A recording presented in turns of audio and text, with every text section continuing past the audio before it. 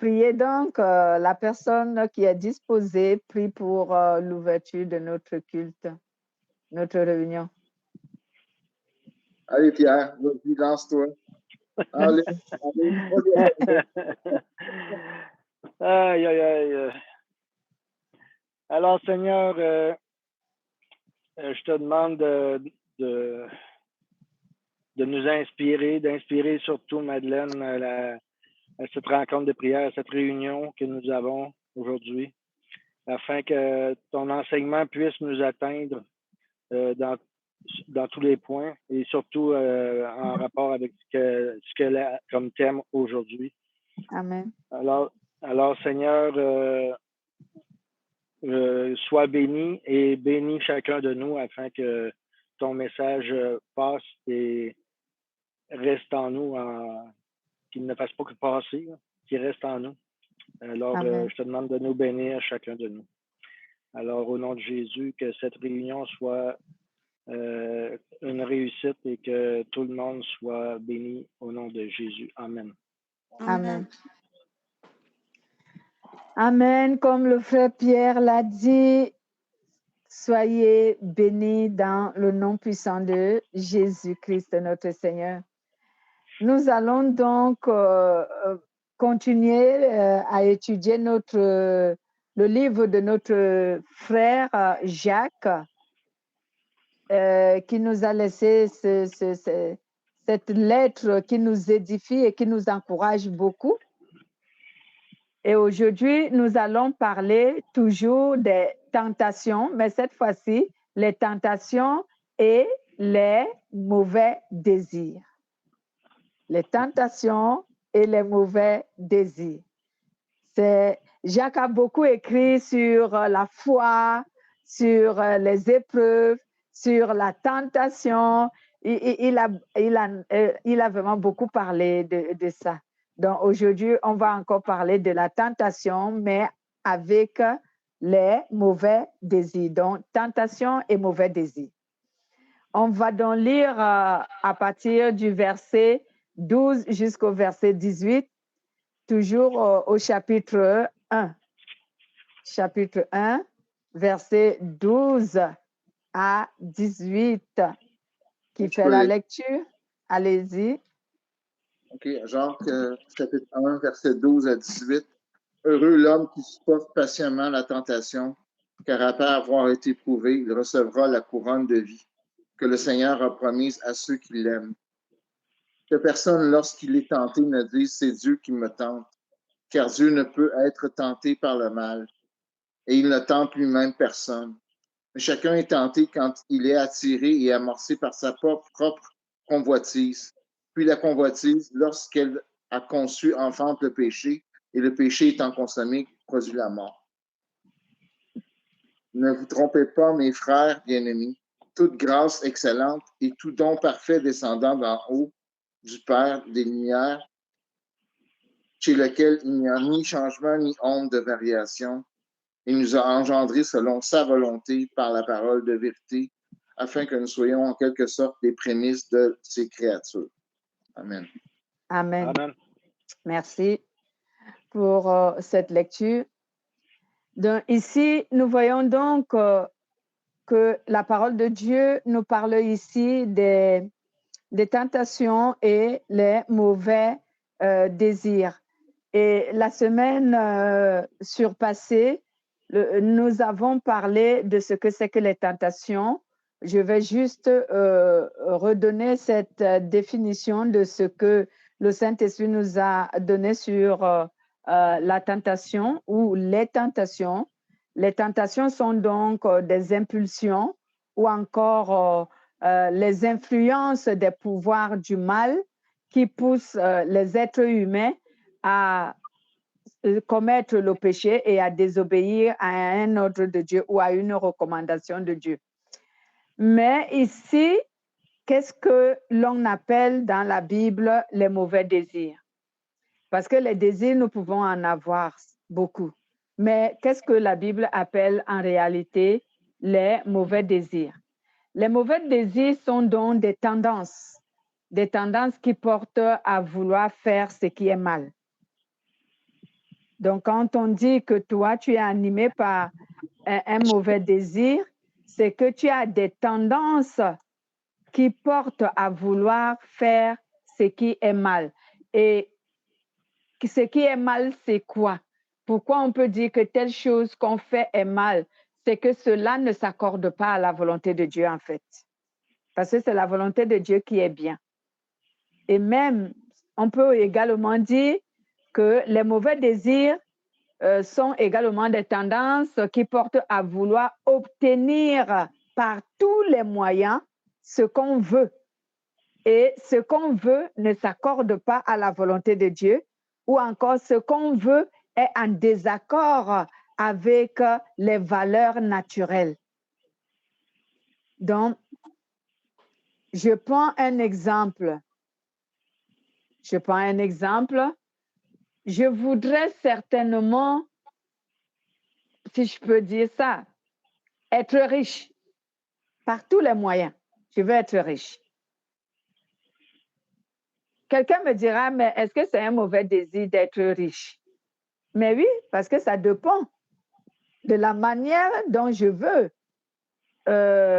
être riche, ce que je veux, la manière dont je veux procéder pour être riche, ça dépend. Mais est-ce que la richesse est une mauvaise chose en soi? Non. La richesse n'est pas une mauvaise chose en soi. Mais c'est la manière dont je veux utiliser pour devenir riche qui peut être un mauvais désir. Et ce mauvais désir va me soumettre au péché. Donc, si je veux être riche de telle façon que je ne me lance pas, par exemple, au travail, travailler vraiment, sérieusement et de manière honnête, parce que je peux travailler et non pas honnête aussi. Si je ne travaille pas de manière honnête et que je parvienne à être riche, donc ce mauvais désir d'être riche m'a conduit au péché. C'est plutôt un péché parce que je ne me suis pas servi des moyens d'honnêteté pour devenir riche. Je prendrais par exemple, il y a beaucoup plus d'exemples. Je prendrais l'exemple d'une convoitise. Je convoite par exemple un objet que possède quelqu'un d'autre et je n'ai pas la capacité de l'avoir ou la possibilité de l'avoir. Mais je convoite cet objet ou cette chose, j'ai besoin, je veux l'avoir, mais je n'ai pas cette capacité. Ma convoitise devient un mauvais désir. Parce que, pourquoi il devient un mauvais désir? Parce que je n'ai pas la possibilité d'avoir ce que je convoite. C'est pour cela que on appelle ce genre de convoitise un mauvais désir. Et c'est même pour cela que Dieu nous a recommandé de ne pas convoiter. Il y a beaucoup d'exemples dans des désirs tels que un désir sexuel, par exemple. Je ressens un désir sexuel, mais je ne suis pas mariée. En tant que chrétien, je n'en ai pas le droit d'avoir une relation sexuelle avec qui que ce soit, étant donné que je ne suis pas mariée, donc je n'ai pas un partenaire sexuel connu par Dieu. Donc, je ne dois pas m'y lancer. Donc, si je laisse ce désir animé en moi, alors ce désir est un mauvais désir. Parce que tout ce qui est mauvais désir est ce qui est contraire à la volonté de Dieu. C'est pour cela que le Saint-Esprit a défini les mauvais désirs comme étant des tendances ici, les tendances qui portent à vouloir faire ce qui est mal ou qui portent à vouloir faire ce qui n'est pas en accord avec la volonté de Dieu. Et nous savons qu'aujourd'hui, en tant qu'humains, les humains sont beaucoup plus animés par les mauvais désirs. Beaucoup animés par les mauvais désirs à cause de la convoitise humaine, parce que l'être humain a la convoitise de la chair et la convoitise des yeux, et cela pousse au mauvais désir. On va comprendre ça un peu plus en amont. Donc ici, lorsque quelqu'un est animé par des mauvais désirs, il s'expose à la tentation.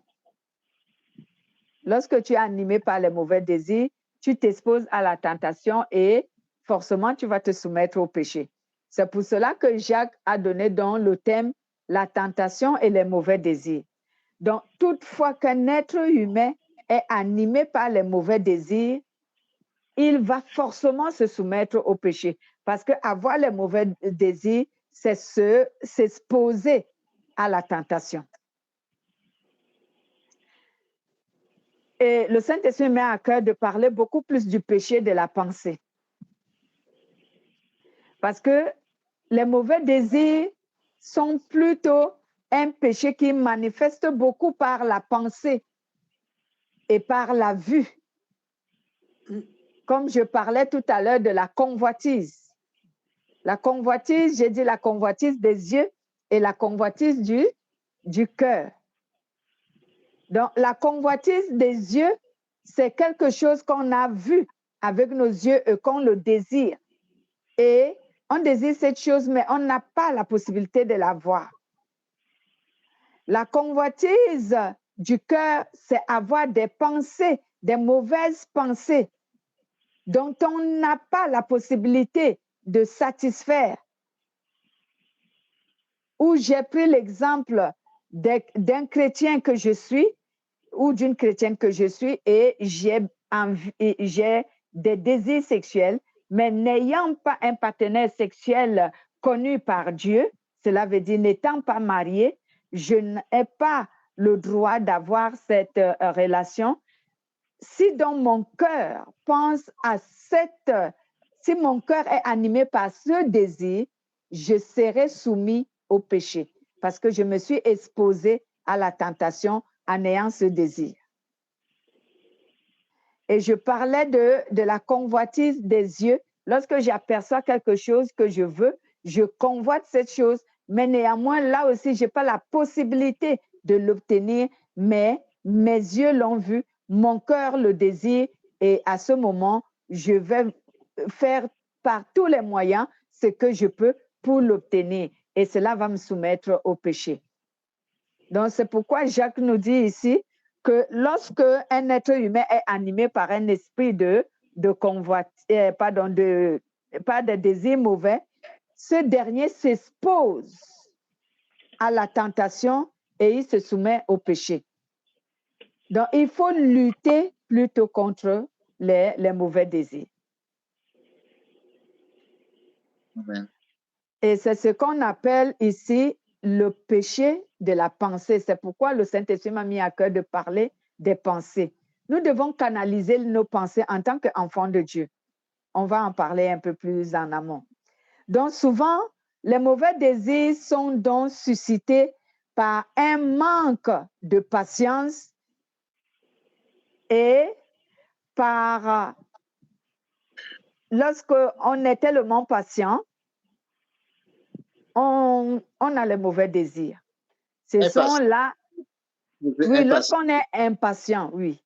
Donc, souvent, les mauvais désirs sont donc suscités par un manque de patience. Donc, le manque de patience, quelqu'un qui n'est pas patient, mais aussi par un cœur insatiable et insatisfait. Lorsque nous avons ces défauts en nous, parce que ce sont les défauts, lorsque tu as un manque de patience, lorsque tu es quelqu'un d'impatient et que tu as un cœur avide, tu es insatiable et insatisfait, toi, tu seras toujours animé par les mauvais désirs. Parce que ton cœur est insatisfait. Ton cœur est insatiable. Ce qu'il possède ne le suffit pas. Il faut toujours qu'il le recherche encore et encore et encore. Lorsque tu es quelqu'un d'impatient qui n'arrive pas à à supporter, à attendre le temps de Dieu, tu auras toujours les mauvais désirs. Tu vas te forger les mauvais projets. Si on appelle ça les voisins gonflables. Ah, voilà. C'est quelqu'un a quelque chose, ton voisin a quelque chose, tu veux l'avoir, puis tu convoites tout le temps ce que les gens dans ton quartier ont ou les gens, tes proches. Fait que tu n'es jamais satisfait, dans le fond. Tu obtiens quelque chose. Oui, ce que vous dites est vrai. Beaucoup de chrétiens se sont soumis au péché à cause de ça. Beaucoup de chrétiens. Parce que, en fait, c'est notre nature humaine. C'est notre nature humaine. On est insatiable. L'être humain n'arrête jamais de vouloir obtenir. On est insatiable. Et en plus, on est impatient. Et encore, on est insatisfait.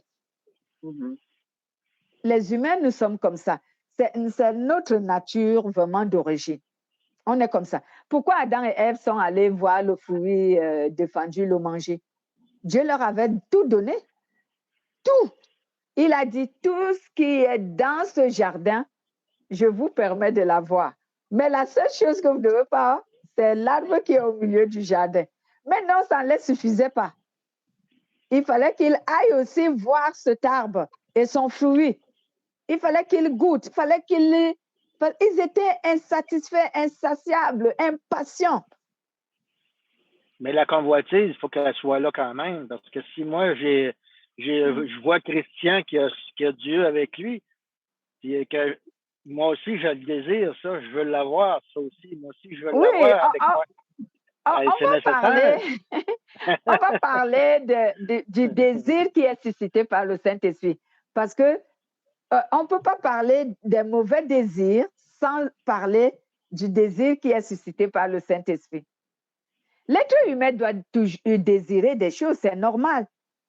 Mais ce dont le Saint-Esprit nous interpelle à ne pas avoir, c'est les mauvais désirs. Les mauvais désirs. Mais en tant qu'être humain, on ne peut pas dire qu'on ne peut pas désirer des choses. Mais il y a des choses dont on peut désirer qui sont suscitées par le Saint-Esprit. On va le savoir tout à l'heure. Qu'est-ce que le Saint-Esprit nous permet de désirer? Voici donc que les mauvais désirs sont donc suscités, comme nous l'avons appris, par le défaut d'impatience. Quand tu es quelqu'un d'impatient, tu es quelqu'un qui veut avoir quelque chose maintenant et tout de suite. Toi, tu seras suscité par des mauvais désirs, surtout lorsque la possibilité d'obtenir ce que tu veux maintenant et tout de suite n'est pas à ta portée. Qu'est-ce qui va se passer dans ta tête et dans ton cœur? Tu vas chercher les moyens qui te permettent de l'avoir. Et très souvent, les moyens qui nous permettent d'avoir ce que nous voulons maintenant et tout de suite sont des moyens qui nous soumettent au péché. Très souvent. Parce que si j'ai la possibilité d'avoir quelque chose sans me soumettre au péché, je ne vais pas chercher à me corrompre avec un péché. Je vais juste l'obtenir. Mais si je n'ai pas les moyens, si je n'ai pas la possibilité d'obtenir quelque chose et que mon cœur l'a convoité, je la veux à tout prix, je vais utiliser tous les moyens qui me tombent, qui me sont disponibles. Je vais les utiliser pour l'obtenir. Et très souvent, on dit c'est là le piège de Satan. Parce que les moyens qui te sont disposés pour obtenir cela, très souvent, c'est les moyens qui conduisent au péché.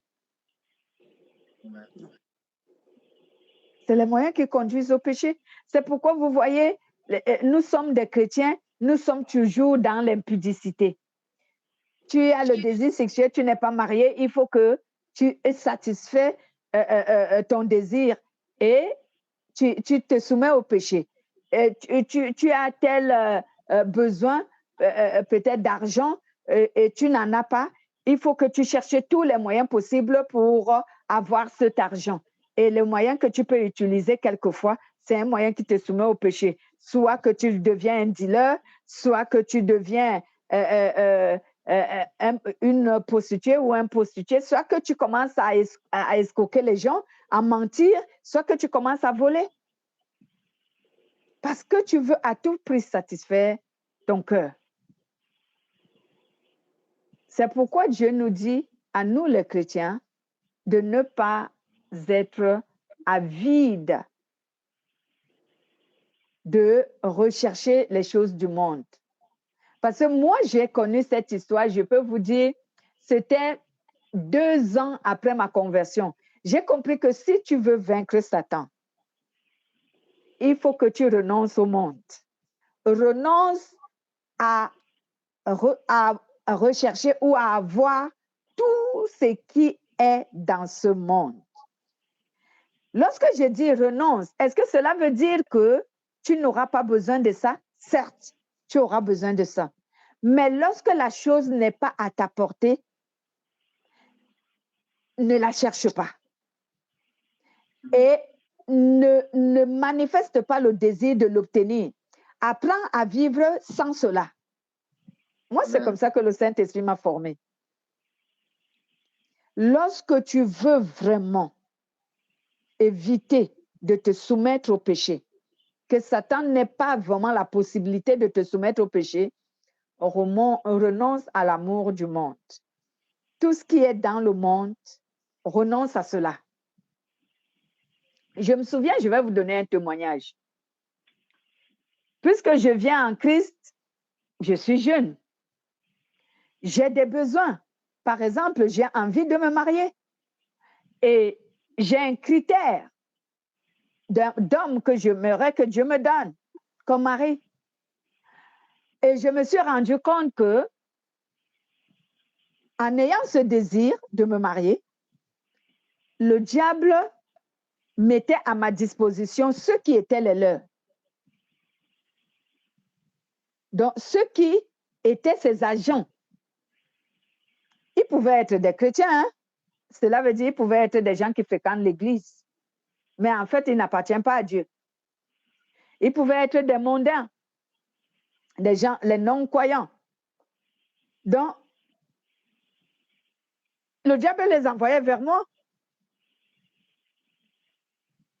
Mais parce qu'à ce moment, lorsqu'il me l'envoyait, Dieu m'a fait la grâce, le Saint-Esprit m'a fait la grâce de ne plus avoir ce désir ardent de me marier forcément. Donc, quand la personne venait, le Saint-Esprit m'avait donné des méthodes pour savoir si c'est lui qui a envoyé la personne ou alors la personne venait par l'ennemi. Donc, je disais juste à la personne, OK, il n'y a pas de problème. Si tu viens pour le mariage, sache qu'on n'aura jamais de rapport sexuel tant que tu ne m'as pas encore épousé devant Dieu, les hommes et la loi. Et qu'est-ce qui se passait? Aucune personne ne voulait accepter ça. Et le Seigneur me disait, tu as vu? Il voulait juste venir te soumettre au péché. Donc, Dieu a toujours des méthodes pour nous protéger de l'iniquité. Il a les méthodes pour nous protéger. Mais comme je disais, et comme je l'ai toujours dit d'ailleurs, quand tu ne connais pas comment Dieu fonctionne, le diable va beaucoup te tromper et tu vas vraiment désobéir à Dieu, même quelquefois, sans le vouloir. J'ai souvent dit à mes filles chrétiennes, par exemple, vous désirez vous marier. Quelqu'un vient et vous dit que je veux me marier. Et aussitôt, il t'a flatté, tu couches avec lui. Tu crois que parce que tu as couché avec lui, il va t'épouser? Non, tu te trompes. Pour savoir qu'il est envoyé par Dieu, ne va pas sexuellement avec lui. Ne va pas avec lui. Tu le sauras dans 2 ou 3 mois s'il est vraiment envoyé par Dieu. S'il est envoyé par Dieu, il va supporter. S'il n'est pas envoyé par Dieu, il va partir. C'est pareil pour les hommes aussi. C'est pareil pour un frère. Lorsque tu contactes une fille, bon, je désire me marier parce que je suis un enfant de Dieu, il faut que j'aime mon épouse. Si cette femme-là commence à te séduire pour que vous allez sexuellement ensemble sans être mariée, sache qu'elle n'est pas envoyée par Dieu. Elle n'est pas envoyée par Dieu. Parce que si elle est envoyée par Dieu, elle sait qu'elle ne doit pas le faire et elle peut supporter. Donc, les désirs mauvais plongent les humains dans le péché. Moi, j'ai eu ce témoignage quand je voulais me marier. Et après cela, le Saint-Esprit m'a fait la grâce de retirer cela de ma tête, cela de ma tête pour que cela ne soit plus un mauvais désir, mais d'attendre le temps que le Seigneur lui-même voudra me donner un partenaire pour le mariage. On doit être beaucoup plus averti pour ne pas succomber dans ce genre de tentations qui sont les mauvais désirs. Aujourd'hui, on voit beaucoup de chrétiens qui ont fait les mauvais mariages parce que ça a été le cas. Parce que tu vois une sœur à l'église, parce qu'elle chante ou parce qu'elle vient constamment à l'église, tu dis, bon, oh oui, bon, comme elle est à l'église avec moi, c'est Dieu qui me l'a envoyée. Ah bon? En moins d'une semaine, de 2 mois, elle veut déjà que vous ayez les rapports sexuels. Ou alors, il veut déjà que vous ayez les rapports sexuels. Vous n'êtes pas encore marié, mais il te dit, non, on est déjà fiancés, ça va, ne crains pas, ça va, on va se marier. Non, c'est pas Dieu. C'est pas le Seigneur. Ça, j'en parle parce que c'est monnaie courante dans l'Église. Et c'est pour cela que beaucoup de chrétiens aujourd'hui divorcent. Parce qu'ils ont fait des mariages qui ne sont pas de Dieu. C'est la conséquence de leur mauvais désir. C'est la conséquence de leur mauvais désir. Ils n'ont pas voulu comprendre si c'est Dieu ou c'est pas Dieu. Donc, voici donc ce que le Jacques veut attirer vraiment notre attention, de nous dire de beaucoup prier pour que nous ne soyons pas soumis à avoir des mauvais désirs. Parce que je vais vous dire comment est-ce que Satan réussit souvent à soumettre l'être humain en général au péché. Satan regarde à nos désirs. Il utilise nos désirs. Il utilise nos passions. Il utilise nos besoins. C'est ce qu'il utilise. C'est par là qu'il cherche le moyen de nous soumettre au péché. Je prends un exemple. Excusez-moi. Je prends un exemple. Quand vous lisez la Bible dans le livre de Matthieu, par exemple, chapitre 4, et même Luc, je crois, chapitre 4 aussi, là où Jésus était dans le désert, la Bible déclare que c'est lorsque Jésus a eu faim, à partir du moment où Jésus a eu faim et qu'il a voulu manger, c'est à partir de cet instant que le diable allait le tenter. Mais quand Jésus était dans le désert, en train de chercher la face de Dieu son Père, en train de prier, le diable n'était pas encore venu le tenter. Mais dès qu'il a eu le désir, l'envie de manger, le diable est venu le tenter. Lisez un peu Matthieu chapitre 4, à partir du verset 1 à 11. On va prendre cet exemple, on lit un peu. Alors, Jésus fut emmené par l'Esprit Saint dans le désert pour être tenté par le diable. Après avoir jeûné 40 jours et 40 nuits, il eut faim.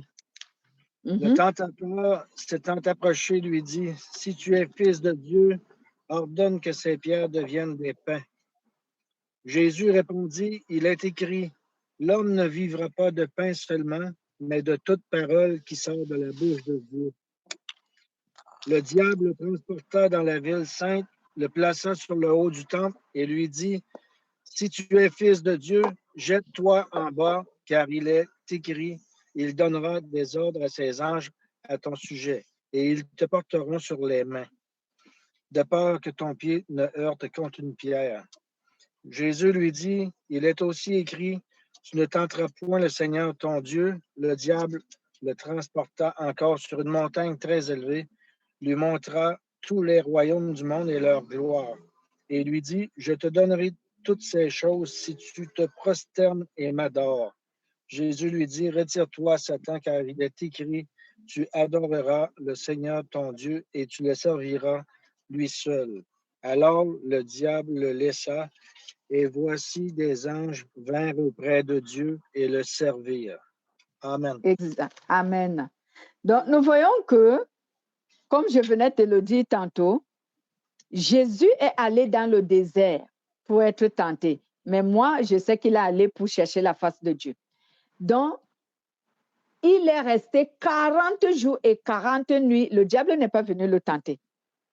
Mais à partir du moment où il a eu envie de manger, parce qu'il avait faim, à partir de cet instant, le diable est venu et il a commencé à le tenter. Nous aussi, les humains, que tu sois croyant ou non croyant, à quel moment le diable vient te tenter? C'est lorsque tu manifestes dans ton cœur les envies, les désirs, les loisirs, les plaisirs, les passions, les besoins. Retenez ces choses. Quand ces choses commencent à manifester dans ton cœur, le diable va venir te séduire. Donc, c'est ce qu'il se sert pour séduire les humains. Je parlais des envies, des désirs, des passions, des loisirs. Le diable agit beaucoup à travers les loisirs. Les loisirs, donc, je venais de dire les passions, je pense que je les ai données, nos besoins et tout ça. Donc, il y a, je crois, 6 choses: les envies, les désirs, les passions, les loisirs, pardon? Les distractions, entre autres, ça fait partie du loisir aussi, non? Tout ce qui est distraction. Oui, il y a, oui, la distraction. Bon, il y a certaines distractions, par exemple les loisirs. Il y a certains loisirs que nous, les chrétiens, on peut exercer. Mais il y a certains loisirs dont on doit faire attention parce que c'est une ouverture. Ça nous expose à la tentation. Ça nous expose à la tentation. On doit faire attention avec certains loisirs. Donc, toutes ces 5 points ou ces 6 points que j'ai cités sont les armes que Satan utilise beaucoup plus. En fait, ce sont des voies que Satan emprunte beaucoup plus pour réussir à séduire un être humain et à le soumettre au péché. Parce que quand tu as un désir, tu as besoin de satisfaire ce désir. Quand tu as une envie, tu as besoin de satisfaire cette envie. Quand tu as un besoin, tu veux le satisfaire. Quand tu as les passions, tu veux les faire. Quand tu vois les loisirs, tu veux satisfaire tout cela. Tu veux faire tout cela. Et à travers ces choses, le diable va te séduire. Okay. C'est les voies à travers lesquelles le diable séduit beaucoup les gens et les soumet au péché. Et n'en parlons plus des chrétiens. Et beaucoup de chrétiens ne le savent pas. C'est pourquoi, excusez-moi, Christian était ici, il l'a constaté. C'est pourquoi, moi, il y a des choses que je ne fais vraiment pas. Parce que j'ai essayé de fermer toutes ces portes pour ne pas laisser à Satan l'occasion de m'atteindre. Parce que je sais que ce sont des choses qu'il utilise. Ce sont des voies par lesquelles il passe pour essayer d'atteindre la personne. Donc, moi, les loisirs, j'en ai très peu de loisirs. J'en ai très peu. Les passions, j'en ai très peu. Les désirs, vraiment, je ne dis pas que je ne désire pas les choses, mais je ne suis pas obsédée à les avoir. Je ne m'obsède pas à les obtenir. Je peux manifester un désir, Mais quand je vois que ce désir, l'ennemi peut s'en servir pour m'atteindre et me soumettre au péché, je laisse tomber ce désir. J'ai mon expression souvent que j'utilise et dit, je ne veux pas me mettre sous le joug de quoi que ce soit. Donc, je ne veux pas m'obséder à obtenir telle ou telle chose. Non. Je peux émettre un désir, un besoin et dire à Dieu, moi je peux même dire un besoin et dire à Dieu, Seigneur, j'ai besoin de ceci. Mais tu peux me le donner si tu trouves que c'est important, c'est nécessaire pour moi. Et j'en reste là. Je ne m'obsède pas qu'il faut forcément que je l'obtienne. Parce que c'est à ce niveau aussi que même quand nous demandons un besoin, nous soumettons un besoin à Dieu qui est normal, mais parce que nous nous obsédons, alors le diable en profite. C'est comme de prendre une douche froide pour réaliser. Voilà, il en profite. Donc, comme toi, tu es obsédé forcément à l'avoir, il en profite et il vient te faire sa proposition que certainement tu ne vas même pas distinguer si c'est de lui ou c'est de Dieu. Puisque tu as demandé, tu vas te dire que c'est Dieu qui a donné. Alors que ce n'est pas Dieu qui a donné, c'est parce que toi, tu étais obsédé à l'avoir. Alors le diable a pris le devant et il t'a donné ce que lui, il dispose. Parce qu'il est rusé, puis Justement, parce qu'il est très rusé. Le diable est très, très, très rusé. C'est pour cela que le Dieu Tout-Puissant nous a dit dans le livre de Matthieu, chapitre, je crois, 10, au verset 16, où il nous dit, « Soyez prudents comme des serpents et simples comme des colombes. Car je vous envoie dans le monde au milieu des loups. Soyez donc simples et prudents. » Voilà. Donc, ici, nous voyons donc, bien-aimés, lorsque un être humain est animé par les mauvais désirs, il s'expose vraiment au danger. Il s'expose à la tentation lui-même et forcément, il sera soumis au péché. Et souvent, lorsque les mauvais désirs nous animent, on doit se rendre compte que soit on a un manque de patience, on n'est pas tellement patient, soit on a un cœur qui est insatiable ou on a un cœur qui est insatisfait. Et c'est pour cela que Jacques nous invite donc à ne pas nous laisser séduire en voulant à tous les prix satisfaire notre cœur. Donc, on doit vraiment assujettir notre chair, comme Paul le dit. On doit assujettir notre chair. On ne doit pas vouloir toujours satisfaire les désirs de notre cœur. Parce que très souvent, les désirs de notre cœur ne sont pas en accord avec la volonté de Dieu. Cela n'est pas en accord avec la volonté de Dieu. Nous voyons que Jésus, quand il a eu faim, il a voulu manger. Quand le diable est venu le séduire, Jésus, lui, il était un homme averti. Il a compris que c'est le diable qui venait le séduire. Et il lui a dit, non, je n'ai pas seulement besoin de manger la nourriture naturelle. J'ai besoin, là, ce que j'ai besoin et qui peut me satisfaire, c'est la nourriture spirituelle. Et le diable a fait plusieurs tentatives pour essayer de le soumettre.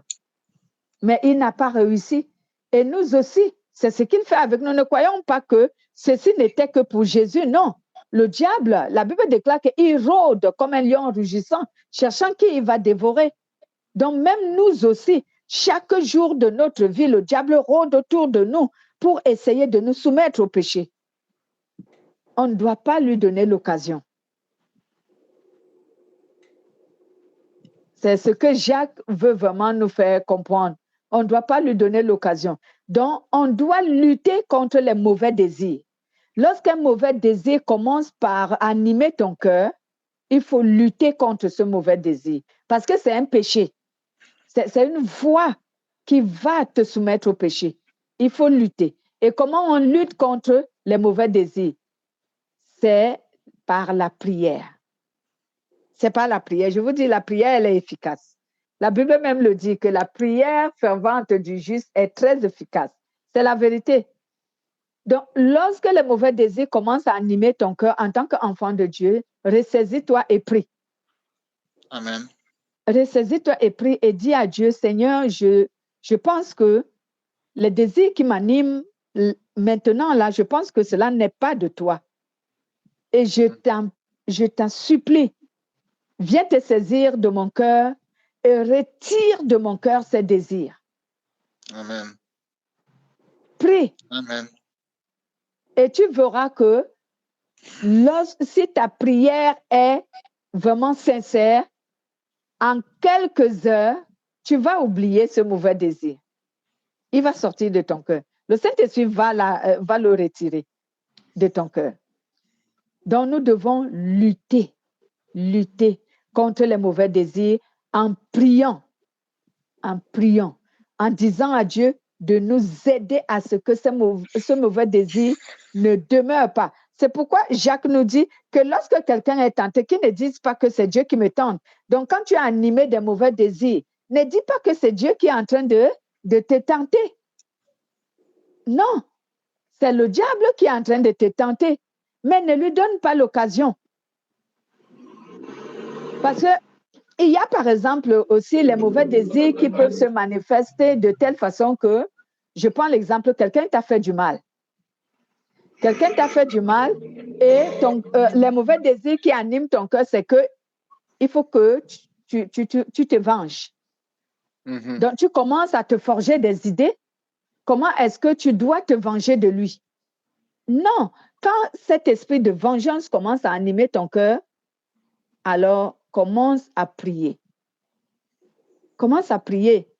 Dis, Seigneur, je suis animé d'un esprit de vengeance et je sais que cela n'est pas de toi.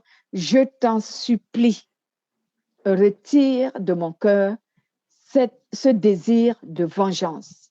Retire cela de mon cœur. Que je ne passe pas à l'acte. Retire cela de mon cœur. La prière. Lisons un peu Jacques chapitre 4, versets 7 à 8. Jacques chapitre 4, versets 7 à 8. Qu'est-ce que la parole nous dit dans le livre de Jacques? Chapitre 4, 7 à 8. Oui. Soumettez-vous donc à Dieu, résistez au diable et il fuira loin de vous. Ouais. Approchez-vous de Dieu et il s'approchera de vous. Nettoyez vos mains, pécheurs, purifiez vos cœurs, hommes irrésolus. Amen. Donc, Dieu nous dit ici qu'on doit se soumettre à Dieu et résister au diable et il fuira loin de nous. Résister à Dieu, pardon, se soumettre à Dieu, c'est faire la volonté de Dieu. Et c'est ce que j'ai donné comme mécanisme lorsque tu es animé des mauvais désirs. Comme toi-même, tu n'as pas la capacité de lutter contre ces mauvais désirs, alors appelle ton aide qui est le Saint-Esprit. Appelle-le au secours. Demande-lui de venir t'aider à retirer de ton cœur le mauvais désir. C'est cela, se soumettre à Dieu. Parce que quand tu pries pour que les mauvais désirs sortent de ton cœur, alors tu es soumis à Dieu. Parce qu'à ce moment, tu veux obéir à Dieu. Alors, tu es soumis à Dieu. Et à travers cette prière, quand tu vas la faire, le Saint-Esprit va intervenir. Et alors, tu as à résister au diable parce que tu n'as pas laissé les mauvais désirs progresser dans ton cœur. Parce que si tu restes silencieux et tu continues à animer ces mauvais désirs, ils vont enfanter le péché. Ils vont enfanter le péché parce qu'ils vont aller de pensée en pensée, de pensée en pensée. Comment est-ce que je dois faire pour arriver à accomplir ce mauvais désir qui est dans mon cœur? Comment est-ce que je vais arriver à l'accomplir? Donc, au fur et à mesure, tu ne fais que penser. Tu ne veux pas arrêter de penser à ce mauvais désir. Tu ne veux pas arrêter d'animer ce mauvais désir. Tu vas te retrouver que tu as déjà commis l'acte pécheur qui maintenant devant Dieu est reconnu comme étant un péché. Donc, il faut entrer en prière et implorer le Saint-Esprit. Parce qu'on ne lutte pas contre un mauvais désir d'une autre manière, c'est par la prière. C'est par la prière. Tu dois appeler le Saint-Esprit à l'aide pour qu'il retire de ton cœur ce mauvais désir. Les mauvais désirs ne sont donc pas l'œuvre du Saint-Esprit, c'est plutôt l'œuvre de Satan. Pourquoi? Quels sont les signes qui peuvent te montrer que le désir que tu ressens est un mauvais désir? C'est lorsque ce désir ne donne satisfaction que à ta chair et à ton âme. Ce sont là les signes qui montrent que ce désir, il n'est pas de Dieu. Lorsque un désir ne satisfait que ton cœur, c'est-à-dire ta chair et ton âme. Si ce désir n'a que pour satisfaction ta chair et ton âme, sache que c'est un mauvais désir. Parce que les désirs que suscite le Saint-Esprit, eux, ils donnent satisfaction à l'esprit et non à l'âme, ni à la chair. Par exemple, si j'ai le désir de prier, est-ce que c'est là qu'on promet ma relation avec Dieu? Non, cela nourrit mon esprit. Si j'ai le désir de lire la parole de Dieu, cela nourrit mon esprit. Si j'ai le désir d'aller dans la maison de Dieu pour prier, c'est un désir suscité par le Saint-Esprit. C'est un désir qui m'avantage dans ma relation avec Dieu. Si j'ai un désir de faire du bien à un être humain, c'est un désir qui m'avantage auprès de Dieu. Mais si j'ai un désir d'obtenir quelque chose dans ce monde, alors là, il faut que je commence à faire attention. Je commence à faire attention. Parce que si je n'ai pas les moyens de l'obtenir, je risque de me soumettre au péché. Il n'est pas dit que forcément, si tu as un désir d'obtenir quelque chose sur cette terre, c'est un péché, non. Mais c'est la manière dont tu procèdes pour l'obtenir qui va être maintenant le péché. Je prends l'exemple que le frère Pierre venait de donner. Si je vois le frère Christian avec un téléphone et je le convoite, j'ai envie d'avoir moi aussi ce téléphone parce qu'il satisfait à mes besoins, à mes attentes. Si j'ai la possibilité de l'avoir et que je l'achète, et le désir aussi, ce genre de désir, pour qu'il ne soit pas considéré comme étant un péché, il faut que mon intention, c'est là où je dis souvent, Dieu juge le cœur, Dieu regarde au cœur. Il faut que mon intention ne soit pas que j'ai envié le frère Christian ou que je suis jalouse du frère Christian de ce qu'il a ce téléphone. Alors pour montrer que moi aussi, j'ai la possibilité de l'avoir, je vais l'acheter. Là, c'est une mauvaise intention et ton désir est mauvais et il t'a même déjà soumis au péché. Oui, allez-y. Ouais. Mais tantôt, ce que je voulais dire, c'est si, admettons, je vois Christian qui est comme animé de Dieu, puis j'aimerais avoir ce Dieu-là. C'est là où ce que je voulais en venir tantôt. Là. OK, oui. Là, c'est un désir du Saint-Esprit. Mais c'est un désir du Saint-Esprit. Oui. C'est un désir, ça aussi. Là. Oui, c'est un désir. Mais il est animé par le Saint-Esprit. Il est positif pour ta relation avec Dieu. Tu vois, par exemple, que le frère Christian, il est zélé dans le Seigneur et cela vraiment te plaît. Tu veux être comme lui. C'est un désir du Saint-Esprit. Mais il ne faut pas que dans ton cœur, il y ait un brin de jalousie ou de convoitise ou de rivalité. C'est à ce niveau que je dis, Dieu regarde au cœur. Donc, si tu as le désir, c'est un désir qui est normal, qui est bien. Je vois un frère, une sœur qui est zélée dans le Seigneur et je veux être comme lui. Mais si vouloir être comme lui n'est pas parce que je veux faire la rivalité avec lui, pour montrer que moi aussi, je suis capable d'être comme lui. Je prends l'exemple de Marie, la sœur de Moïse et d'Aaron, qu'on appelle aussi Mariam. Dans certaines Bibles, c'est écrit Mariam, avec son frère Aaron. Ils avaient envié Moïse. Leur désir d'être comme Moïse n'était pas sain. C'était malsain. Pourquoi? Parce qu'ils l'ont envié par jalousie. Parce que leurs paroles même l'ont exprimé. Ils ont dit, mais Dieu ne parle pas qu'à Moïse. À nous aussi, Dieu nous parle. Donc, leur désir d'être comme Moïse n'était pas vraiment sain. C'était malsain parce qu'ils ont envié Moïse. L'intention de leur cœur n'était pas propre, n'était pas pure. Ce n'était pas pur. Donc, c'est pour cela que je disais tantôt que quand c'est un désir du Saint-Esprit, il faut que tu saches si cela aspire à la sainteté. Alors, c'est un désir qui vient du Saint-Esprit.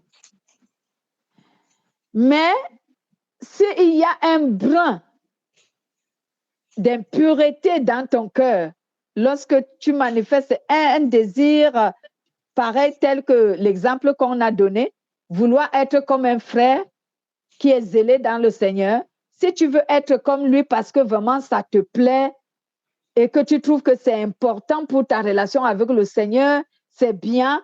Tu veux aussi avoir une bonne relation avec le Seigneur sans toutefois être jaloux de ton frère, sans toutefois l'en vouloir, sans toutefois faire la